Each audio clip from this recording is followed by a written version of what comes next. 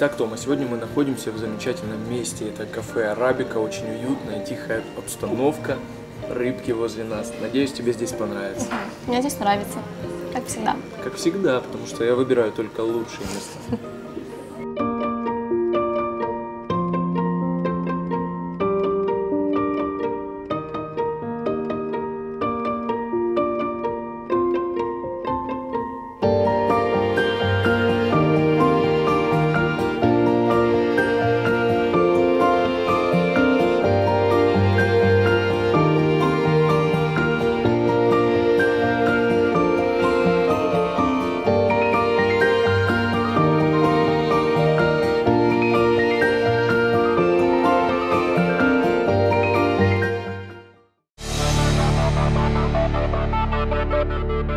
У меня, как обычно, очень много новостей из мира театра. Ну, не зря у нас в гостях актер Не театра. раскрывая всех секретов, о гости мы поговорим чуть позже. Хорошо. Так вот, в русском театре очень разнообразный репертуар.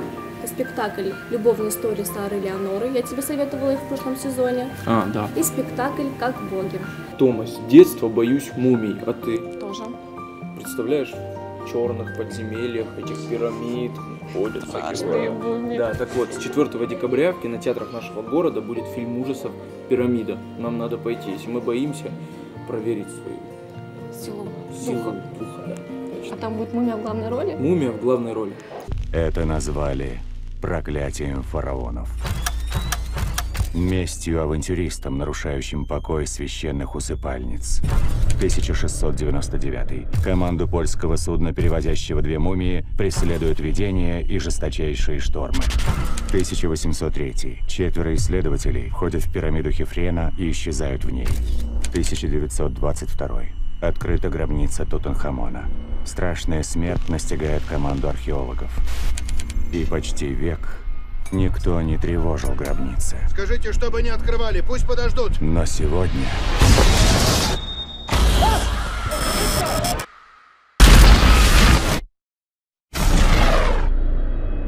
Тупик. Это лабиринт. Смертельная ловушка для тех, кто попал сюда. Вы это слышали?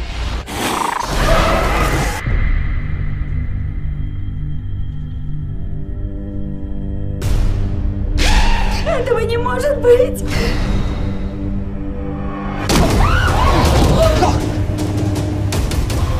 Бежим!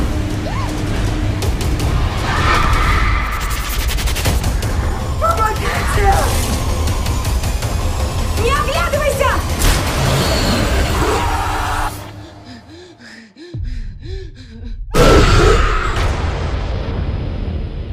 Артем, а ты давненько был в Дегорском театре? Честно признаюсь, Тома, очень давно не был. А ты знаешь, что там 5 декабря пройдет спектакль «Миранделина»? По-моему, отличный повод первый раз туда пойти. Только с тобой. Группа «Иллинойс» в пятницу выступает в арт-клубе «Инфинити», но в субботу там же будет дискотека 80-х и дуэт Black Velvet. Еще у меня есть интересная информация для тех, кто любит песни о любви. Ну, для таких, как мы с тобой, правильно? 10 декабря в Театре оперы и балета пройдет гала-концерт 3 трубадуров. Ну а для вас, девочки, как обычно, отличная информация в клубе 49 в пятницу. Будет девичник, вход бесплатный.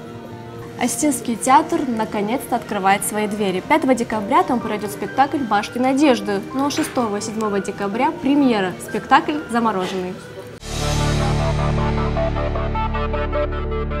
Сегодня мне вдвойне приятнее представлять нашего гостя, не только потому, что он заслуженный артист Кабардино-Балкарии, Северной Осетии, актер Остинского театра, но просто потому, что у нас в гостях Гиви Валиев. Гиви, здравствуй. Здравствуйте, ребят. Здравствуй, Гиви. И такой первый вопрос. Ты уже много лет работаешь в Осетинском театре. Помнишь ли ты свою первую роль? И как ты заинтересовался вообще актерским ремеслом? Ну, как я стал актером? Я всегда говорил на этот вопрос, я никогда не смогу ответить так, как вот надо людям. Наверное, это уже было сказано, написано задолго до моего рождения и задолго рождения там других актеров, потому что эту профессию как таково сам человек не выбирает. Человек может выбрать профессию юриста, даже экономиста, кого угодно, слесаря, штукатура, маляра, кого угодно, только не актера и, наверное, не медика. Медики — это тоже от Бога.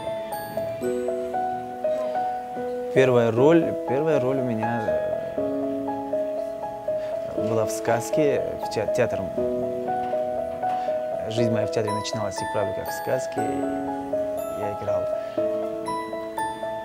в детской, хорошей, красивой сказке. А как обстоят дела в Осетинском театре? Ходит ли молодежь на спектакли? Очень сложно понять, что нужно молодежи, и потому сейчас мир такой сумбурный. Они ходят на те спектакли, которые несут какую-то правду, которые как-то сегодня с их жизнью соприкасаются. Я не говорю о том, что на сцене надо показывать сегодняшнюю пошлую жизнь, которую мы видим в наших парках. Совершенно нет. Но намеки нужны, чтобы они себя увидели. Это молодежь. Раньше, допустим, спектакли ставились про коммунизм, да? Потому что люди жили в этом обществе, они варились в этой вере. И они смотрели спектакли, они шли, они понимали, почему, допустим, что предательство — это большой грех. Так сегодня мы живем в другом обществе. И нельзя сегодня, допустим, 18-19-летнему парню навязывать коммунизм, который он никогда не знает и не знал, что такое марксизм и ленинизм, понимаете? Он не знает это. И ему не навяжешь. Театр должен шагать со временем. Если театр будет шагать со временем, ни в коем случае не становиться пошлым. Я же говорю, не надо мои слова понимать, что я говорю о пошлятине. Ни в коем случае. Есть очень хорошие современные пьесы, которые сегодня может заинтересовать молодежь.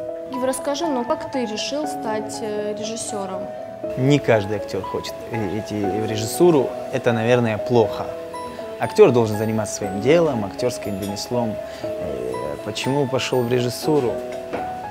Я не знаю, не могу пока ответить. Я не могу ответить, и, наверное, я не дам такого ответа, чтобы удовлетворить хотя бы себя.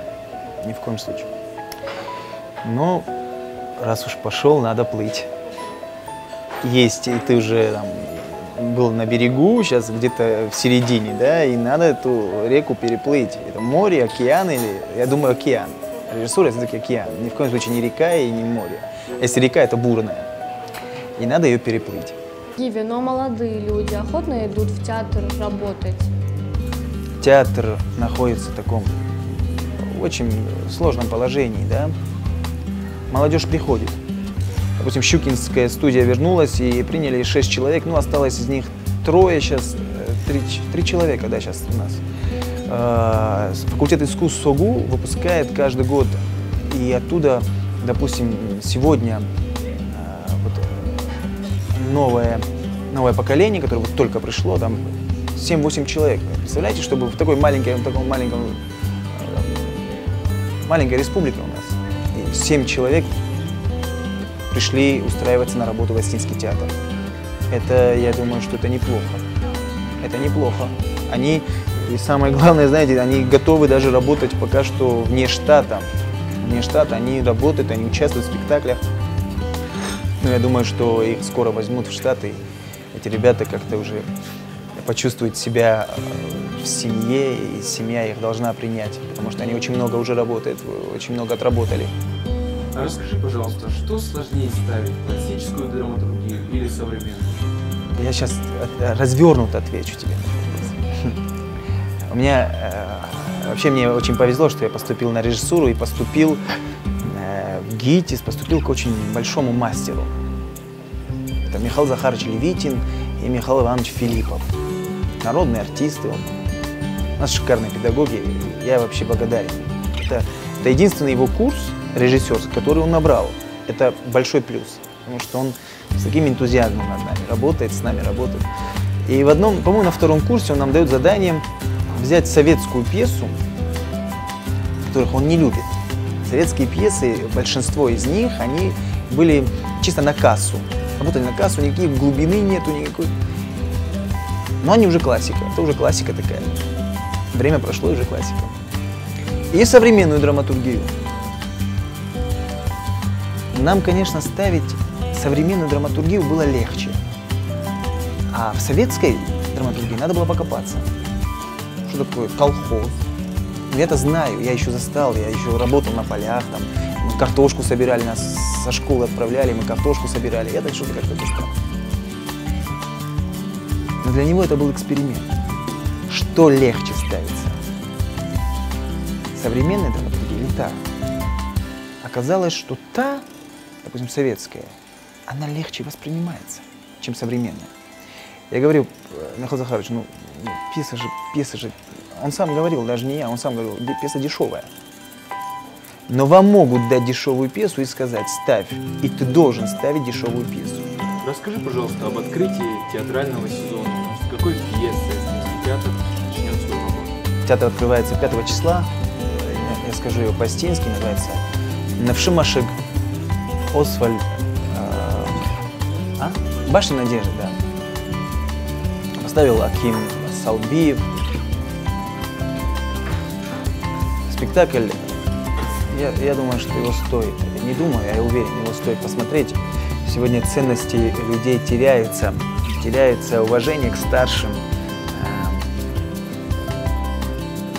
О том, что мы забываем о том, что не сегодня, так завтра ты стареешь. Ты стареешь, что только природа вечная, а человеческое тело, красота или там ценности материальные, они не вечные, они уходят, их нету, вот, ну, прям песок ушел и все, нету их. Спектакль об этом, спектакль о людях, которые по воле судьбы, у кого-то никого уже нету, у кого-то оставилась семья, там, бросили дети, они живут, как это называется, в доме престарелых. Как они проводят время, разве... Я думаю, что Аким Салбиев подобрал очень хорошую тему.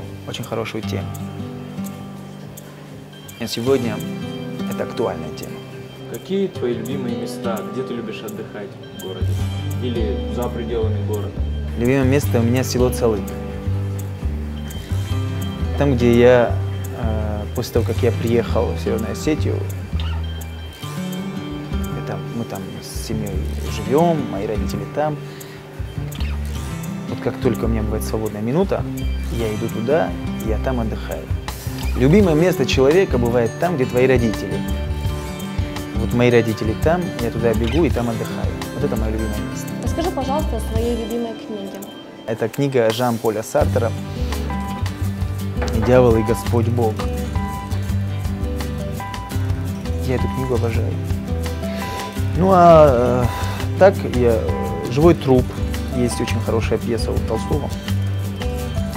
Живой труп. Если бы у тебя была возможность встретиться с любым человеком, когда-либо жившим на Земле, с кем бы ты встретился и что бы ты у него спросил? Вот один в один вопрос задают моему мастеру в Москве. В Москве каждый год Министерство культуры учредило «Ночь в театре». Просто потрясающая что-то, какая-то вещь, когда в 9 часов приходят люди, и по театру их мастер проводит, мастер большие лекции читал про театр, который, вправду, исторический. В этом театре, там, где мы сейчас учимся, и там, где работает мой мастер, Станиславский ставил свои первые спектакли, там Мерхольд репетировал, ну, это вообще Алиса Конан, там, и Таиров, там, ну, это вообще великий театр. И такой же вопрос задают. Он, знаете, как ответил? Он сказал: с Пушкиным. Почему он промахнулся? Я не знаю, с кем, почему он промахнулся, понимаете? Я не знаю, с кем бы встретился, не знаю, пока не знаю, пока слишком молод, чтобы об этом думать. Спасибо большое за очень интересную беседу.